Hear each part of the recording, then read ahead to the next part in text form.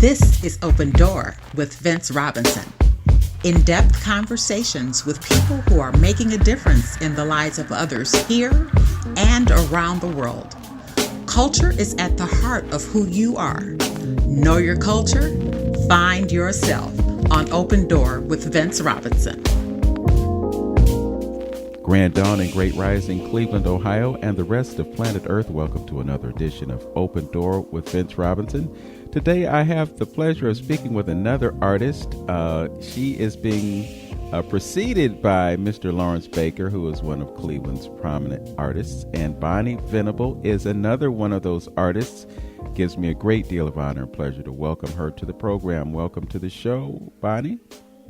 Well, thank you so much. I'm glad to be part of this show. Appreciate the opportunity. Yes. Well, you know, we travel in similar circles. I'm in the art advocacy business, and you are an artist. So we have been part of several events, and I've been able to see your work, and I'm learning more and more about you. We had a conversation the other day, and I was delighted to hear some of the things that you shared. So I want to reshare some of those things. And you may recall that I said, don't tell me, because I don't want you to have to tell me twice. So here we are. A lot of the people who I talk to on this program are actually from Cleveland, but I talk to people from all over the place. You are not from Cleveland, but you are from a place that is close. So if you would, just tell us about growing up in that place to the west of Cleveland known as Elyria. Well, I started out in Elyria. My parents built their own home and actually a really nice house in Elyria. And they built it from scratch. In fact, we lived in the basement for a little while they continued building and completed the house.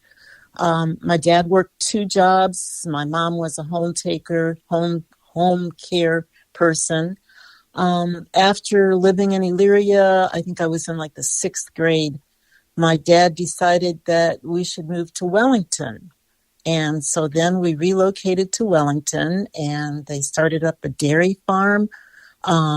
By studying farm journals and that type of thing, and actually had, I think it was like 75 acres of land and like 30 head of cows and some horses and that type of thing, which my brothers ended up being the ones who took care of all of that. I was the only girl, so I was able to stay in the house and cook and clean and wash dishes and that type of thing while they took care of the outside. So I personally think I got the best part of the deal. After, kind of getting the farm going and that type of thing, my dad again decided that he wanted a new adventure. And so they sold the farm and they moved to Oberlin, where he started up another experiment, I guess, and he started raising birds, swans and pheasants and all types of birds. And so they had kind of a game farm in Oberlin, and that property is still in the family. My brother lives there. They're not raising exotic animals or birds anymore. It's just kind of like there's a pond and some houses, and it's right on the edge of Oberlin. So that's where I graduated from Oberlin High School and went to business school there. And eventually I moved back to Elyria for a while, and I ended up finally moving to the city and moving to Shaker Heights, where I stayed for the last 40 years and recently have relocated again to a nearby city on the east side in Euclid. So that's my beginning, from the very beginning to the present. I have to ask this question in light of the fact that you invoked Wellington and Elyria and Oberlin, and I know from having worked in that area of the state back in the day, ain't too many of us out that way. What was it like for you to be a black person in a world that seemed to be predominantly white? Well, when I was in Wellington, surprisingly enough, although that I was the only Black student in my class, and my brothers, they were the only Black student in their particular class. So there were, there was us, and there were a couple other Black families in Wellington, but there was a Black home ec teacher, there was a Black principal of the middle school, and so that the African American families who lived in Wellington were either teachers or they owned stores or businesses. So that was kind of unexpected because I didn't really know a whole lot about Wellington when we first moved there. And in Elyria, it was very interesting. The story is that my family decided to build their own house. But at that time, that was in the 50s, apparently it was against the law for the bank to loan money to an African American family or a colored family, as we were known back in the day.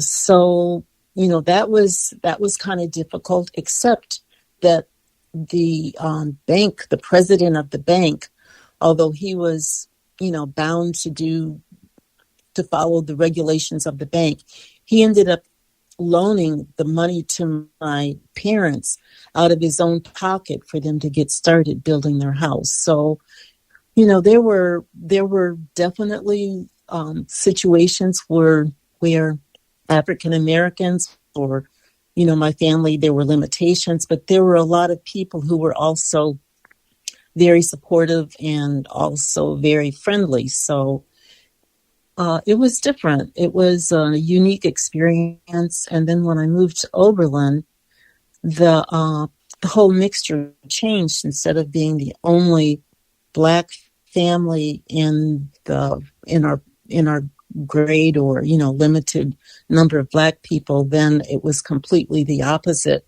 And there was a larger Black population, and it was kind of unique because then it seemed like there was more separation of the races at that time than there seemed to be when I lived in Wellington and Elyria. I'm not sure exactly why that seemed to be that way, or maybe it was just more noticeable. But there was definitely a split. Like when you would go to the cafeteria, I remember in high school, it was my senior year of high school, all the Black kids sat on one side of the lunchroom, and most of the white kids sat on the other side. And there was definitely more of a separation.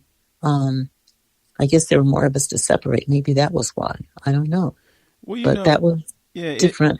it's really interesting when you bring these things up because I'm just looking at the past and have an awareness of a city like Amherst, which is very close proximity to Oberlin. And Amherst has been described by some in the past as a sundown city, which means that after sundown, you can't be in that town and you're going to have some issues. But at the same time, when you look at the history of Oberlin and some other places in that area, it was also one of those places that was like a stop on the Underground Railroad. So while you had these vestiges of racism and racist ideas and practices, so to speak, you also had people who were conscious, aware, had an abolitionist mentality, and somehow we were able to navigate through that territory. So Wellington is kind of rural, and I'm not going to say Elyria is, but compared to Cleveland it is. Just looking back, you talked about some of the choices that your father made, and of course those were choices that affected the entire family. What was it like for you, even though your brothers were carrying most of the load? What was it like for you living on the farm, and how did that impact you in terms of the art choices that you made? Oh, wow. Living on the farm, I was pretty much a loner because I had all brothers, no sisters, and I did live on a farm, and I was kind of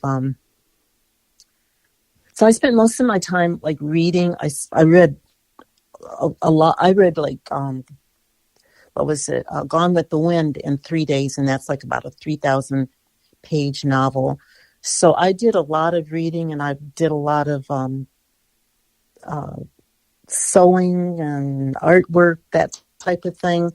And but then on the other hand, I had family in Gary, Indiana, which was completely the opposite of Wellington. And it was in the inner city of Wellington. So I had the experience of both types of environment. When I was in Gary, like I was really popular. Everybody noticed me. I had a lot of people to talk to. I felt really, like appreciated. And in Wellington, I felt kind of invisible. Like I was accepted. Nobody was mean to me, but, there was nobody to date, nobody to flirt with, nobody really to go out with. And so it was kind of like I was in my own separate world, which was completely the opposite when I went to Gary. It was like everybody noticed me and I had a lot of attention. And so it was a lot different. Yeah. Yeah. Yeah. Well, I mean, I know it's a few years past that time, but I can only imagine that Bonnie was pretty cute back then. So she was getting attention just because she was one of them fine sisters. Oh, I look like my mom, and my mom is, they say I look a lot like my mom now, so maybe so. Yeah. Yeah, that does happen. I mean, I'll testify. My mother and my grandmother, her mother, they look so much alike now. Growing up, my mother didn't look much like her mother, but now it's like, wow, I'm not going to say it's the same person, but there are so stark similarities in terms of their appearance. So not hard to believe that. Also, just curious about the fact that you lived on a farm and you had access to fresh produce and you had access to animals that aren't raised the same way animals are raised in these great big farms that manufacture basically cows and pigs and chickens and so forth. Did you feel that you got any type of benefit from having this access to natural stuff? Oh, definitely. My mom was very, very health conscious, and so was my Aunt Ida. They definitely believed in using really fresh produce, avoiding any type of things that had chemicals in them. My mom used to listen to this one radio program. I think it was Dr. Fredericks, maybe. But anyway, it was someone that, she even had us drinking she even ordered toothpaste from this health channel. And also, we had, like fresh milk and all fresh vegetables, all natural, naturally raised organic produce because before it was even popular, before it was a thing, that was what she definitely believed in. And so, yeah, we had really healthy food to start out with. And that was true even before we moved from Elyria to Wellington. And that continued, that was one of the things that she preached, constantly, natural foods, healthy foods, eating the right foods, and avoiding chemicals and artificial, products and that type of thing. Your mother would be kind of like this lady, Barbara O'Neill. She's off in Australia somewhere, and she's always giving you these natural remedies for stuff. I'm sure that there are a lot of similarities between what she was preaching back then and what your mom was actually practicing. So nice to hear that. We are having a fascinating conversation with the artist Bonnie Venable, and we're going to talk about her art, and we're going to talk about some of the projects that she's working on, including coming to Larchmere Arts. I'm really pleased to be able to tell y'all about that. So stay with us. We'll be right back on Open Door with Vince Robinson right here on 95.9 FM WOVU, Burton Bell Carr Community Radio. We'll be right back. We are WOVU 95.9 FM. Our voices united. United to enhance our community. United to be a beacon of hope.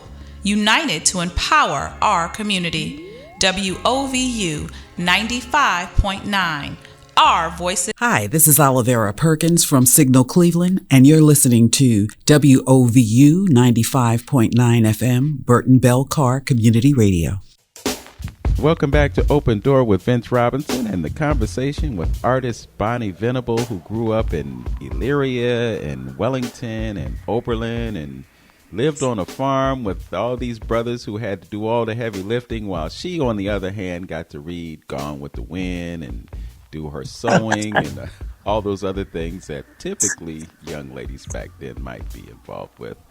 Want to shift gears and talk about what happened after you left the realm of high school and your experience with Gary, Indiana, and all that good stuff, and you became a student. And I'm not sure if you did, and if you did, let us know, studied art or something else. What was your scholastic experience? Well, I went to Oberlin Business College and ended up working as an administrative assistant. And being an administrative assistant meant that I was able to work in a lot of different types of businesses, because it's a skill that, whether it's an attorney or utility company or nonprofit organization, like somebody who has good organizational skills, it's very, very helpful and needed. So I got a wide range of experience in a lot of different areas or different types of businesses because of that type of work. I also got married early on. I think that I was 19 when I got married, and lived in Elyria for a while, and still have close friendships with my ex-husband's family, and I had 2 daughters from that marriage. And then later on, married Bill Venable and moved to Shaker Heights, and we had a daughter, Kimberly, who is also an artist. So that's basically what I did. I went to business college. I went to community college. I studied at the Cleveland State University. I also took some classes at the Cleveland Institute of Art. And I've, studied a number of different places. My art education has been kind of, it hasn't been the traditional art education. I've learned a lot from the different classes I've taken at the Institute and also Cleveland State, but a lot of it has been just like self-taught by reading books, working with other artists, getting special tutoring and that type of thing. So that has been my background as far as education in the arts. It's been something I've always been interested in and have kind of figured out whatever I needed to figure out in order to try to accomplish the project that I was trying to create. Yes.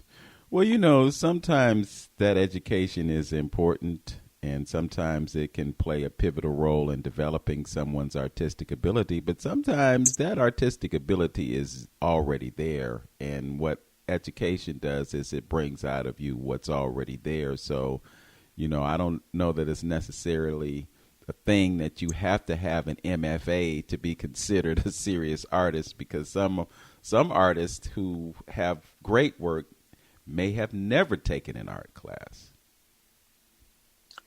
I think one of the main advantages of taking art classes or, earning a master's in art is that it teaches you all the many, many tools that are available in order to create your art.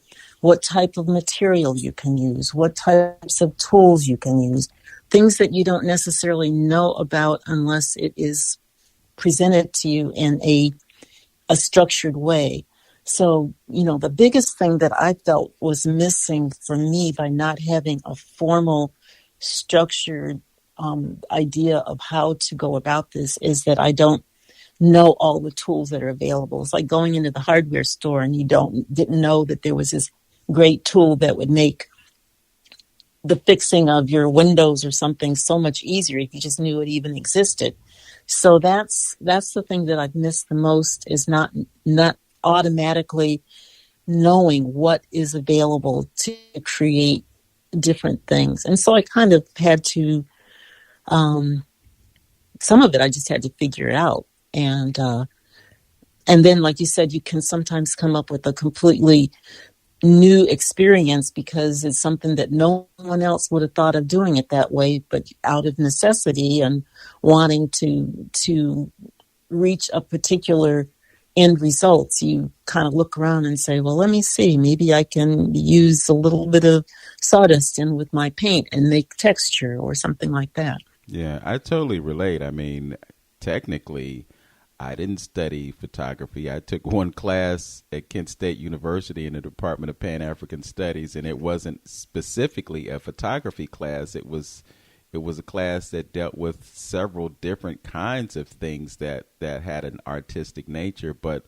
from that, over the years, and we're talking about maybe 45, close to 50 years, I've been taking pictures, and over that period of time, I've learned quite a bit, and I still study. I mean, I'm on YouTube looking at videos that are talking about this and that, and I'm like, oh, okay. So you're absolutely correct, getting an awareness of those tools, and from a photographer's perspective, I know that there's this controversy about, the impact of AI and the impact of digitization, but, as you said, they're tools. And so it's really a matter of learning how to use those tools to your advantage and not necessarily being so consumed with fear that AI is just going to push you out of an ability to create art, because whether the electronics do it or not, you still have the ability to do that.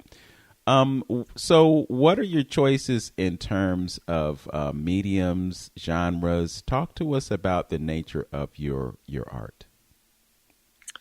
Well, I describe my art as disrupted derivative realism. I don't like to create art that looks exactly like a photograph. In fact, if I were going to take a photograph, I would be trying to use a photograph to create a message. Like I like to look at things and kind of figure out what I think is the essence of that particular subject. And sometimes I'll use, like if I'm going to do a portrait, I'll use several different photographs of the person and combine them into what I see as something special about the person. Sometimes it's the look in their eye, or the way their mouth curves up a little bit when they smile, so I try to look beyond what is obvious and kind of figure out where's the juice and capture that in my art. Okay, so I'm just thinking about the idea of human beings being flawed in some sense, and it's the flaws that really make us unique. So we're not perfect in the sense that, there's nothing at all wrong with us in any way. But what I'm hearing you say is that you look at something, you identify something about that person that you're drawing or you're painting, and you amplify that. Yeah, I definitely try to slightly exaggerate or at least capture whatever that is, that, like maybe their mouth curves up just a little bit extra, or, and I think it's also about getting into a certain zone.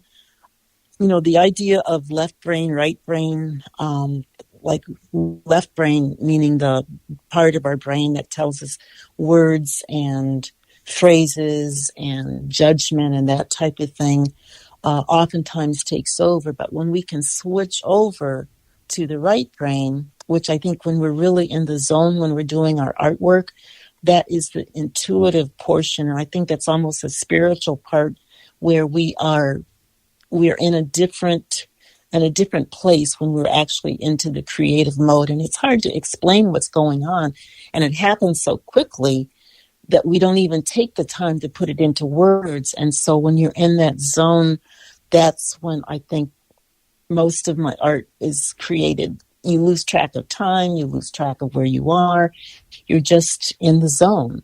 And so that's when I try to get in that zone, then I think I'm more able to capture that specialness about my subject. Mm-hmm. So you talked about doing portraits or painting people. What are some of the other subjects that you have involved in your art? I think that might be my problem. I'm involved with all of it. I mean, I do jewelry, I do sculpture, I do printmaking, everything that catches my fancy. I was in a knitting club for a while. I was knitting hats, and I like to sew. I was making, like applique type pillowcases. I guess mainly I'm into painting and collage. I like to use mixed media in order to create different things. I did painting or a piece of artwork where I used paper, but I cut out different fabrics from catalogs of women's clothing and was able to use that paper to create the image that I was trying to create. And I even used like napkins and tore paper and all types of things in order to create whatever I'm, like aiming to create. So it's like mixed media. Like I said, I do jewelry, wire wrapping, working with beads, paper making. I did handmade paper, and I've done a number of pieces of art with paper. Just everything I can think of. Mm-hmm. What influenced you to stretch out and just not confine yourself to painting and then do mixed media? Oh, let's see, what influenced me? Just the opportunity to try something different, the opportunity to see what somebody else did. I guess I just have like a curiosity. Do you remember the movie The Groundhog Day, where the guy was the actor was stuck Murray. on one day? Mm-hmm. Bill Murray. Mm-hmm. He was stuck on one day, and he repeated that day over and over and over again until he was able to master playing the piano. I feel almost like if I could just had enough time where I could do one thing over and over and over again until I could master it, that would be ideal. I could see myself getting stuck in one day until I was able to master it if I had unlimited time. But since we don't have unlimited time, I think I'm trying to get it all in all at once. Yes. I'm trying to do as many different things as I possibly can just because I want to have that experience. And I know that, I don't have an unlimited amount of time to do things. I just keep working at it because I find it interesting and exciting. So yes, that really is interesting, because I think when you get to a certain point in life, there becomes a sense of urgency when you realize that you have less time ahead of you than you have behind you. So exactly. So I completely relate. Fascinating. We're going to continue our discussion when we get back, and I want to talk about some of the projects that you have been involved in, and we're also going to talk about your partner, Mr. Rodney Carpenter, one of my former guests on Open Door with Vince Robinson. We'll jump into that when we return. This is Open Door with Vince Robinson on 95.9 FM, WOVU, Burton Bell Carr Community Radio, and we'll be right back after this. Hey listeners, here at WOVU 95.9 FM, we want to stay connected with you. So like our page on Facebook, which is WOVU 95.9 FM, or you can call our request line at 216-271-0959. Again, that is 216-271-0959. Also, don't forget to visit our website at wovu.org. Keep it locked on WOVU 95.9 FM, a BBC community radio station. Many people in our community dream of owning a home. Unfortunately, many also feel that that dream is out of reach. However, family, KeyBank is committed to changing that. KeyBank partners with a variety of mortgage programs focused on meeting the needs of borrowers, including offering down payment assistance, affordable and government loans, and solutions for first-time home buyers. A Key Community Mortgage is also a great way to help reach the goal of home ownership. It allows you to take advantage of low down payment options, and qualifying is easier than you might think. It's one more way KeyBank is supporting neighbors and neighborhoods in the communities that they proudly call home. To learn more, visit your local KeyBank branch and speak to a licensed mortgage loan officer. KeyBank and home lending products offered by KeyBank are not FDIC insured or guaranteed. Equal housing lender, NMLS number 399797. This message has been brought to you by Key Bank and WOVU 95.9 FM. Our voices united, Burton Bell Carr Community Radio. We are WOVU 95.9 FM. Our voices united. United to enhance our community. United to be a beacon of hope. United to empower our community. WOVU 95.9. Our voices united. Hey guys, this is Deela Shay. I'm all about togetherness. Together we make the world go round. You're listening to WOVU 95.9 FM. Welcome back to Open Door with Vince Robinson and my conversation with artist Bonnie Venable, someone who grew up way out in the hinterlands of Wellington and Elyria and Oberlin, somehow ended up in Shaker Heights, and she is a very successful artist, and we're talking about her career as an artist. So you've indicated to us that you have been involved with painting. You also do mixed media. What are some of the places that your art has landed in?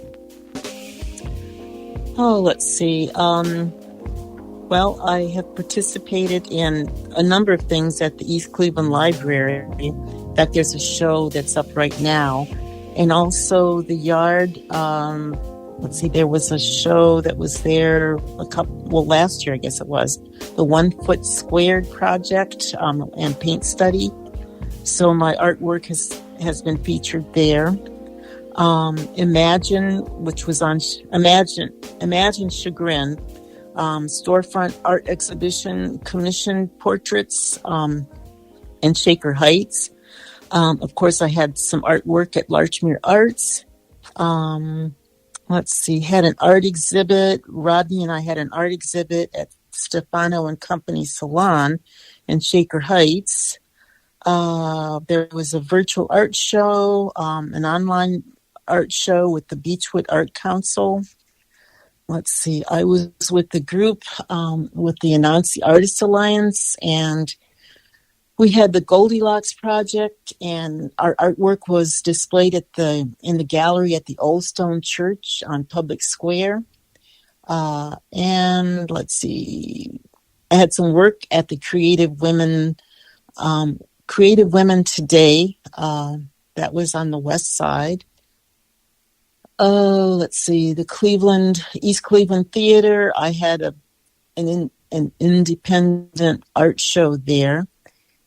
My art has also been on display at the Cleveland Heights Art Gallery. You're talking about Heights Arts? Heights Arts, yes. Okay. Not Heights Arts. The Cleveland Heights Library. They have a gallery there that you can show your art for free. You just have to sign up. Really nice gallery. And so you can have your art on display there. And also, my daughter and I, and also Rodney, all three of us were involved in the Rush of Soul, where we did art shows and art parties, sip and paint art parties for various organizations. And then at one time I had an art gallery in Rocky River, which I started out by just wanting to display the artwork for local artists. And that's how I really kind of got involved with creating artwork myself. But I started out wanting to be supportive of the local artist and giving them an opportunity to display their artwork in the art gallery in Rocky River. Mm-hmm. So talk to us about that experience. What was it like for you? How long were you involved in it? And what do you feel you accomplished as a result of having that experience? Well, the art gallery in Rocky River, we had the art gallery for 2 years and basically opened it up to artists who wanted to bring in their artwork, and then we would put on a display of their work and exhibit it and have openings and that type of thing. And the thing that I was amazed that there were so many artists, local artists, who were looking for a space that they could just display their art. And it was a very interesting experience to me, because it got me involved in the art community and connected me with artists that I would not have known how to even reach them. And that was also a major concern of mine, because it seemed like I said, wow, we have all of these talented people and all of this artwork that is available. So instead of decorating our homes with something from Target or, some arts, why not really connect with our local artists? But it seemed like the hardest part was being able to find these local artists so that you could actually purchase their work. And so that became something that I was really interested in doing, being supportive of the artist. My youngest daughter, wanted to be an artist, and she attended the Cleveland Institute of Art and then went on to to get her master's degree in New York City. But while she was at the Institute, she and another artist put on an independent art show for the students from the Institute, which was a great experience too, because it was a place where they could just show the artwork and display it. And displaying art, putting on a show is actually art in itself. So that was an experience that I enjoyed. And then I was working at the Plain Dealer, and for 5 years we had employee art shows, and I was given the opportunity to be the chairman of the employee art show. So that was another opportunity to create an atmosphere where the artwork was on display, and we put together catalogs and information for bios and that type of thing for all of the employees within the organization who wanted to display their artwork and offer it for sale. So those were, just a few of the opportunities. And that all started with first of all, by having an art show in my home, and then I expanded that into having an art gallery in Rocky River and continued on from there. Talk to us about the challenges in operating an art gallery. Oh, one of the big challenges is that so many people will come in and they'll enjoy looking at the art, but for some reason they haven't moved beyond that so that they're actually become a collector. And I'm not sure why that is the case. People it's not an art museum. There are expenses involved in creating a gallery, having a gallery for the public. And one of the challenges was that financial, it was all out of pocket. I didn't have any grants or any funding or anything. It was definitely out of pocket to run the gallery and to create the space. And I'm not sure. And we had a lot of different artists, and they had some awesome artwork, but it was very difficult to maintain the space and pay for that without getting the support of the community. I think things have changed somewhat since then. That was like in the 2011. It was quite a while ago. But now, there seem to be more places for people to view art. But I still think that it's a big thing. We need more community support, more people who are interested in actually investing in the artwork and supporting the local artist, and actually purchasing the art and starting their own art collection. Yeah. Learning how to be a collector, considering that as one of the things that they'd like to do. Yeah, collect art. I think you're so right about that, because we don't always look at art as an investment. Sometimes it's like, oh, that's a nice picture, I'll hang it on the wall, but we don't have any idea that, someday that this might be worth a lot. And then the other thing that I wonder about is the motivation that someone might have to purchase a piece of art. Currently we have the photography of Jeff Janis on display at Larchmere Arts. And we had an event just recently, and I turned the lights on and I pointed out, hey, we have this work up. Nobody said, oh, this really speaks to me. I want to get in touch with him. I want to buy this, and it's interesting art. It's the type of thing that you could sit and look at and, be moved by it, or just be able to appreciate the fact that this photographer was able to capture this image at this time. But there's nothing in you that says, I'd like to have that so I could hang it in my office, or, I could put this in my living room. So it really is an uphill struggle when it comes to monetizing art.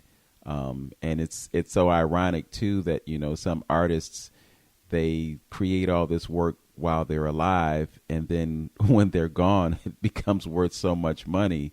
If you had known, 10 years ago that this piece by Basquiat would be worth $1 million, you probably would have purchased it for $500 or $600. There was a couple, I don't remember their name offhand, but there was a story about them. They lived in New York, and they started out just collecting artwork. They would go and they would just buy what they liked, what they really, what spoke to them. And it was, it wasn't a large investment. It was probably less than they would spend, or not too much more anyway, than if they'd gone out to dinner or gone to a couple of good movies or something. And so they just collected what they liked. And it was original artwork by artists that they met at different venues and that type of thing. And it ended up that they had an amazing collection of original artwork. And these artists became famous later on. And apparently this couple, they ended up donating their art to an art museum, and it's on display even now. But yeah, art can be a real investment. If you just invest in something that you like, something that is interesting, maybe you connect to the story or you connect to the artist, and personalize your space so that it actually is part of making your home, because it has things that you are interested in and that you have a story about, or that you connect to.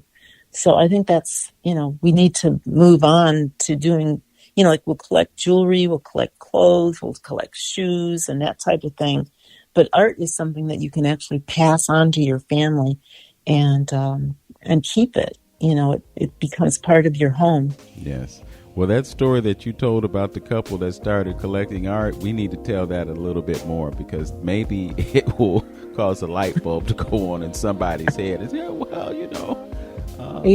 let me get this piece by Aaron Williams, or let me get this piece by Lacey Talley, or let me get this piece by Bonnie Venable. And then perhaps at some point I'll be able to sell that very same thing for a few $1,000 or maybe a few $1 million. That's a great thought. I'm glad you brought that up. Exactly. Bonnie Venable, artist. We're having a great conversation about art And as I said, we're going to talk about your boy Rodney, because Rodney is doing some great things as well. We'll be back with more Open Door with Vince Robinson right here on 95.9 FM WOVU right after this. This is DJ Chris Dowles, Programs and Music Director here at WOVU 95.9 FM. Our Voices United, a Burton Bell Carr community radio station. WOVU 95.9 FM sends a big thank you to the entire staff of the St. Luke's Foundation and President and CEO Timothy Tramble for awarding WOVU 95.9 FM $25,000 to purchase the WOVU 95.9 FM mobile vehicle. On behalf of our entire team, our Executive Director, Joy Johnson, and Executive Board, we said thank you, St. Luke's Foundation, for continuing addressing social determinants of health for our people in our neighborhoods and throughout Cuyahoga County. Thank you. This message is being brought to you by WOVU 95.9 FM, Our Voices United, a Burton Bell Carr community radio station.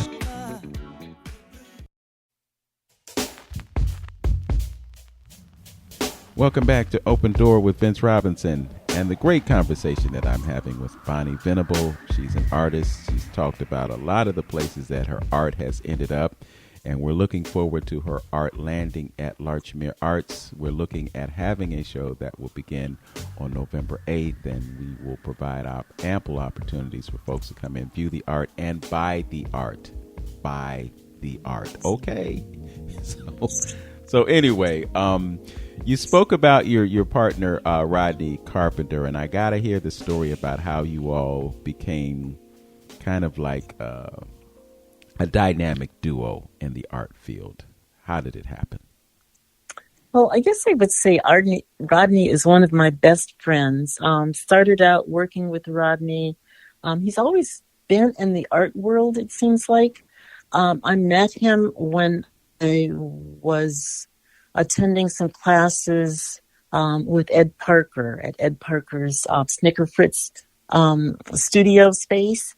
And Rodney and his wife and daughter came in, and that's where I first met him. Later on, I was involved in a group of artists, the Anansi Artist Association, and Rodney was also an integral part of that particular organization, and a hard worker and someone who always had something positive to say and something positive to contribute, willing to work and help keep things going. And neighborhood connection was another thing that he was available. He was there in the meetings and so on. And so he's always been part of the art community as far as I could see, in the African American art community. And I guess just in the community in general.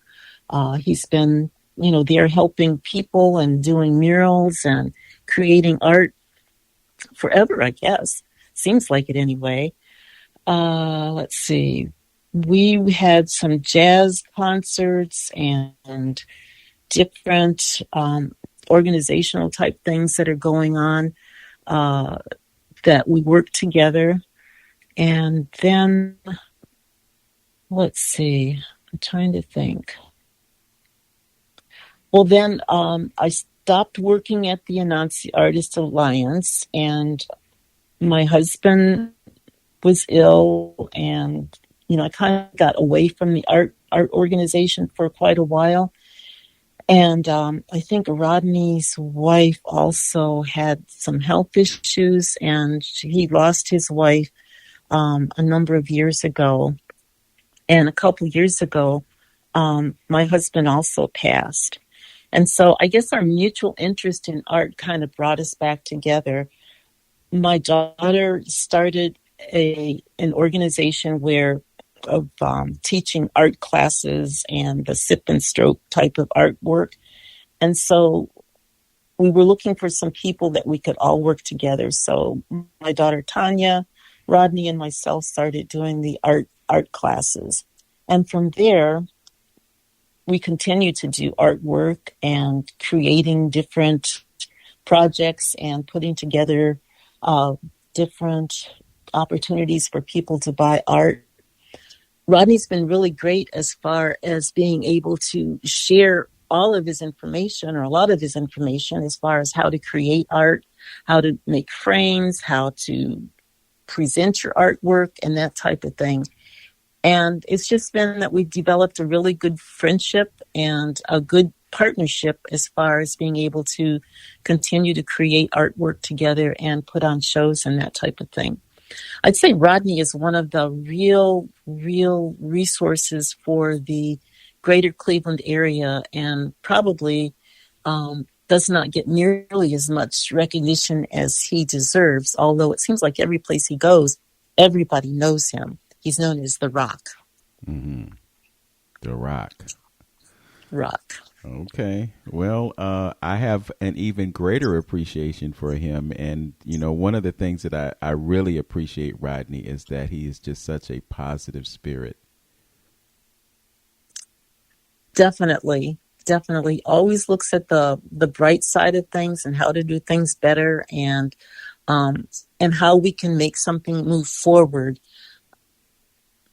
Yes. So I have to ask this question. Well, one, I'm remembering that you said you worked at the Plain Dealer, and I didn't want that to just slide by. What did you do at the Plain Dealer? Oh, at the Plain Dealer, I was in the with the advertising department. I worked with Jerry Hagner for a while, and I also was with the marketing department, and I worked with administrative. I was the administrative assistant to Jerry Hagner, and then to oh man, you caught me off guard here. Shirley Steinman, and I worked there. I was there for about 8 years. Okay.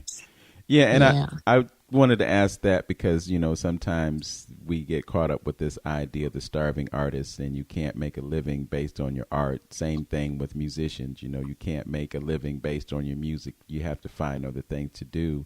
Was it a situation with you that you had jobs and you had your practice simultaneously? What was that path like for you? Oh, okay. I've always worked at a 9 to 5 or 8 to 4 type job while I was going to school, while I was doing my artwork. I've never been able to just make art my main project. And now that I'm retired and I'm not working a full-time job, I'm able to do artwork more than I've ever done before. But it's always been a major part of my life. I always managed to carve out some time in order to do my artwork. Although I, worked a full-time job throughout all of that. Yes. It's amazing what happens after you let the plantation go. And, it's also interesting that despite the fact that you had that 35 to 40 hour commitment to a job, that you were able to be creative and productive. How did you manage to stay so productive through your employment? Wow, I would stay up late. I would squeeze it in on my lunch hour. I would go and practice my artwork. I would take classes after work. It was just something that I had to do. It was something that was part of me, and it was always present. So I did it whenever I could. And I even squeezed it into work because that was when I started to do the employee art shows. And so I was able to use some of my time creating art. And also because I was working with artists in the marketing department, that was an inspiration. And I was able to, just like get information and inspiration from people who were making a living with their artwork. Mm. Did you ever think while you were in that situation that, hey, maybe I should be the artist and not the administrator? I ended up deciding to look at myself as an artist because of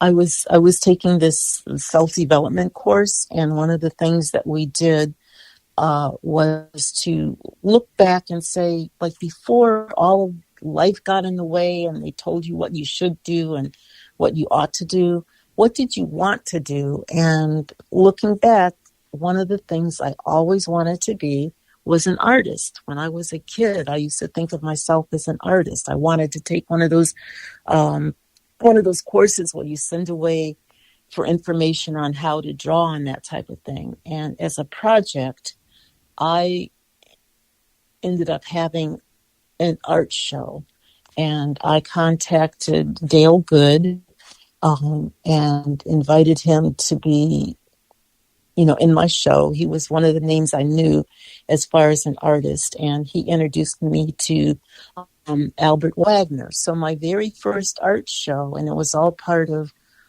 a project that I was working on.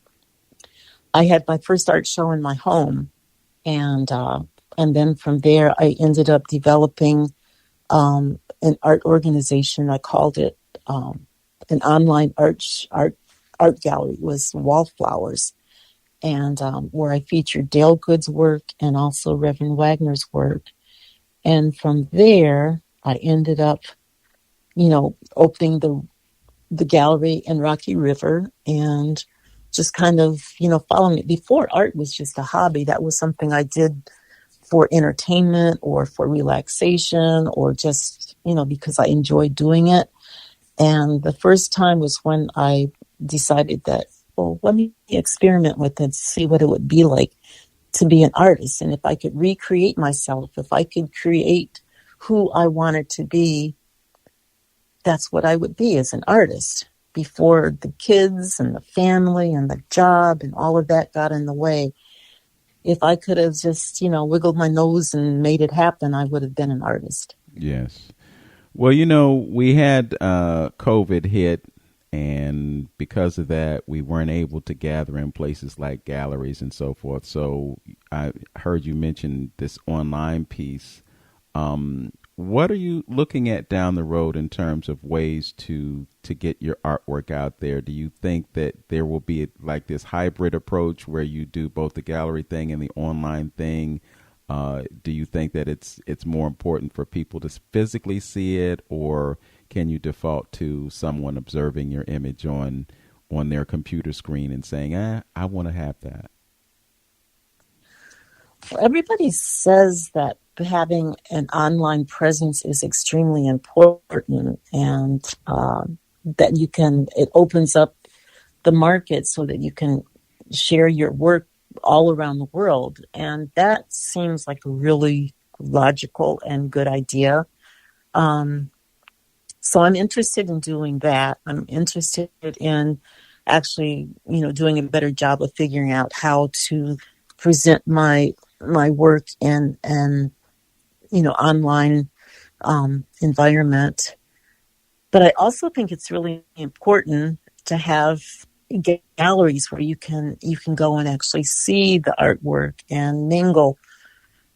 Before COVID, and now it's kind of coming back again, I used to go to all the openings, as many openings as I could. And Thursday nights and Friday nights were so much fun. It was a great way to spend an evening, and the group of people who would attend these different events were very diverse, interesting, talkative, very, very, it was just like a really great experience.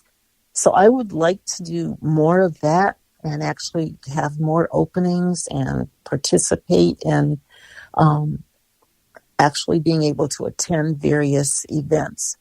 And maybe more gallery exposure. All right. In fact, we have something scheduled there on Larchmere. Exactly. I was just going to bring that up. November 8th, we're looking at having an opening for you and Rodney, and we'll see what happens with that. But in the meantime, I want to remind folks that your website is R as in Rodney, B as in Bonnie, 216-studio.weebly.com. Again, it's RB 216-studio.weebly.com. You can go there and see some of their great work online. Stay tuned. As we said, They're going to be showing their work at Larchmere Arts. So, Bonnie, I want to thank you for joining us today.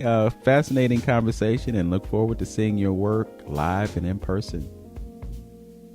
Thank you so much, Vince. I enjoyed the conversation. All right. Enjoyed it very much. Yeah, thank you. Absolutely. Again, thanks for joining us. And to those of you who are listening, as always, know yourself, love yourself, be yourself.